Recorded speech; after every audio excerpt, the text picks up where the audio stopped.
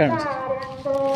ಗುರುತೋರಣವ ಕಟ್ಟಿ ಸರಿಸಾಮ್ರಜಯ ಮಾಡಿ ರಂಗೋಲಿಯನ್ನ ಇಟ್ಟು